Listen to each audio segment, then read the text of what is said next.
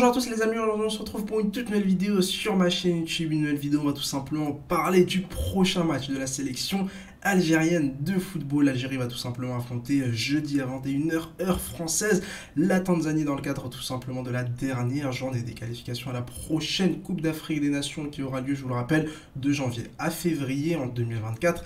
Évidemment, on est parti du coup aujourd'hui tout simplement pour que je puisse vous donner mon 11 idéal pour affronter la Tanzanie. On est parti du coup pour parler de ce match-là qui est presque amical pour l'Algérie. L'Algérie n'a tout simplement rien à jouer dans cette rencontre hormis des points au classement FIFA. J'ai vraiment envie d'insister là-dessus parce qu'évidemment cette rencontre peut paraître quand même assez anodine. Alors évidemment du côté de la Tanzanie on va tout simplement se battre pour aller du côté de la Côte d'Ivoire lors de cette Coupe d'Afrique des Nations. La Tanzanie va évidemment jouer son coup à fond et va tout simplement tout donner pour essayer de créer une petite surprise du côté de Constantine et aller tout simplement chercher les 3 points en Algérie, mais aussi du côté de l'Algérie, même si c'est un match qui au niveau du classement ne changera strictement rien, peu importe le résultat. Faut pas oublier qu'il y a un autre classement après celui des qualifications à la CAN.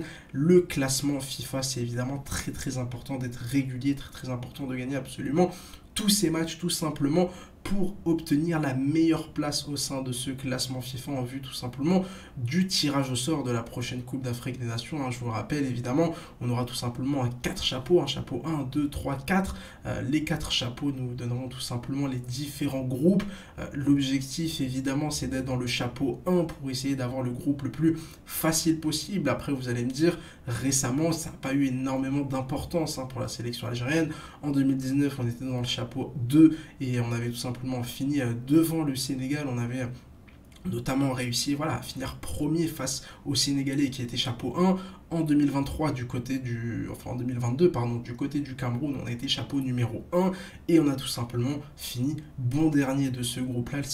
La Côte d'Ivoire qui était chapeau 2 avait fini devant nous et nous avait même battu lors de la dernière journée. Donc évidemment, c'est pas une vérité, c'est pas une vérité, c'est pas parce que tu es chapeau 1 que tu vas forcément finir premier de ta poule, mais évidemment dans le sport de haut niveau, tu peux pas te permettre de laisser passer ce genre de détails, tu peux pas te permettre de perdre des places bêtement au classement FIFA en faisant une contre-performance face à la Tanzanie ou bien évidemment quelques jours plus tard face au Sénégal, mais ça on y reviendra dans quelques jours après le match face à la Tanzanie. Du coup les amis, je vais tout simplement aujourd'hui je vous ai tout simplement concocté mon 11 idéal. Alors évidemment j'avais fait une vidéo sur la liste de Belmadi, j'avais dit que vraiment cette liste au début du mois de septembre elle était quand même assez compliquée à faire parce qu'il y avait eu énormément de problèmes avec les transferts, beaucoup de joueurs qui étaient un peu dans l'attente de leur transfert, des joueurs qui en début de saison n'ont pas beaucoup joué. Bref, globalement les joueurs algériens ne sont pas en très grande forme physique et c'est de toute façon le cas pour à peu près toutes les sélections, mais j'ai quand même réussi à vous concocter un 11 quand même assez intéressant. Alors pour le faire, j'ai pas fait de pari, là c'est la Tanzanie, je sais, j'ai pas fait de pari vraiment dans ce 11 là, j'ai vraiment essayé de prendre les joueurs qui sont tout simplement le plus en forme sur ce début de saison et des joueurs que j'aimerais bien voir avec évidemment quelques associations intéressante. On est parti tout simplement dans un 4-3-3 avec du coup Zegba au cage, Zerba c'est pour moi tout simplement le meilleur gardien algérien actuellement. Alors évidemment qu'il y a Anthony Brandrea qui lui fait forte concurrence, mais voilà, pour moi tu as quelques mois de la Coupe d'Afrique des Nations, il est hors de question d'arriver du côté de la Côte d'Ivoire avec une hésitation entre le poste de numéro 1 et le poste de numéro 2.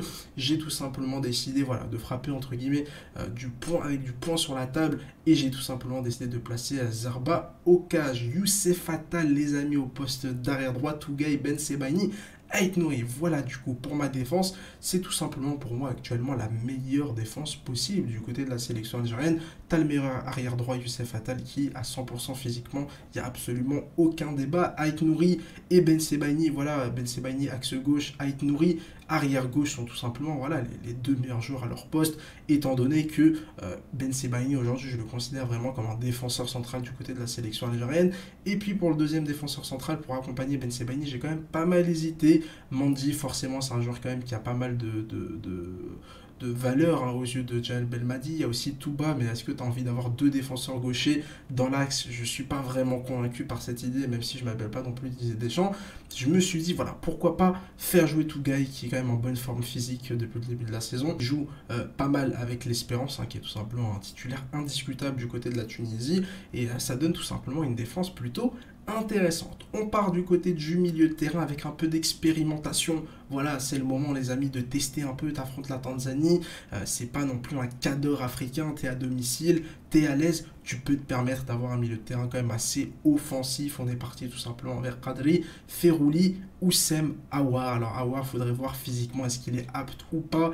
J'ai pas eu d'informations, malheureusement, j'ai pas trouvé d'infos fiables à ce sujet-là. Donc je pars du principe où il est bon physiquement et où il pourrait tout simplement tenir sa place face à la Tanzanie. Donc j'aimerais bien voir Aouar, Kadri, Ferrouli dans un poste de numéro 6, dans un poste beaucoup plus reculé, dans un poste plus défensif. C'est vrai qu'on l'a vu partout, hein, Ferrouli. On l'a vu piston droit, arrière droit, on l'a vu milieu droit, on l'a vu milieu offensif, on l'a vu à gauche. Là, on risque de le voir à ce poste de numéro 6, donc ça va être quand même assez intéressant à suivre. Voilà. Milieu de terrain assez intéressant pour moi, Khadri doit être titulaire. Franchement, s'il n'a pas au moins une titularisation sur les deux matchs, franchement, je ne comprendrai pas. C'est tout simplement l'un des joueurs algériens les plus en forme depuis le début de la saison, avec son club de Courtrai du côté de la Belgique, où il fait vraiment un gros début de saison.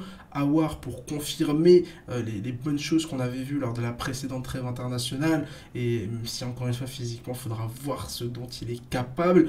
Il y a évidemment Zerouki, il y a Zorgan, il y a Abdelli, etc. etc.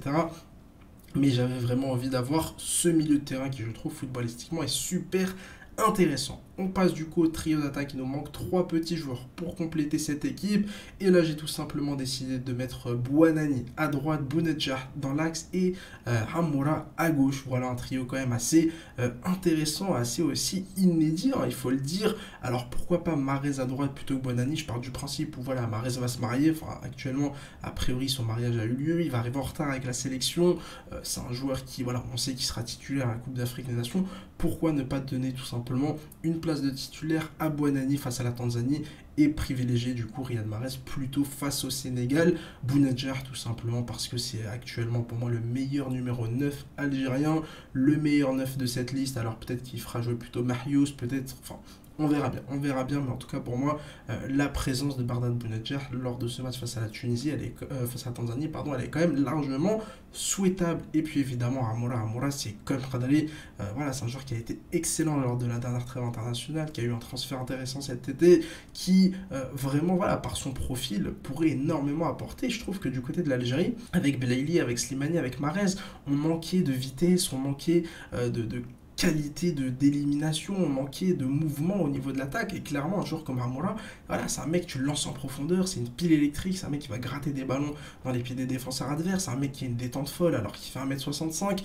C'est vraiment pour moi un joueur super intéressant.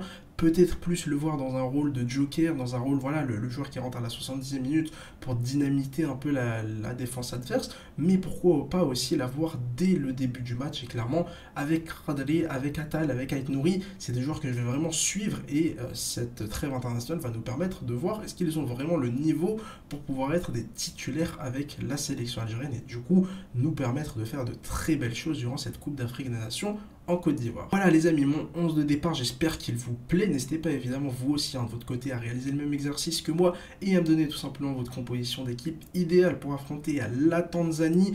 Évidemment, on se retrouvera juste après le match, hein, pour mon débrief, quelques jours après pour mon avant-match du match face au Sénégal, puis pour mon débrief. Vous commencez un peu à comprendre le petit enchaînement de vidéos. Si cette vidéo vous a plu, n'hésitez pas à mettre un petit like et à vous abonner pour ne pas louper les prochaines, et n'hésitez pas à me suivre sur Twitter pour tranquillement parler football. Et ciao les amis.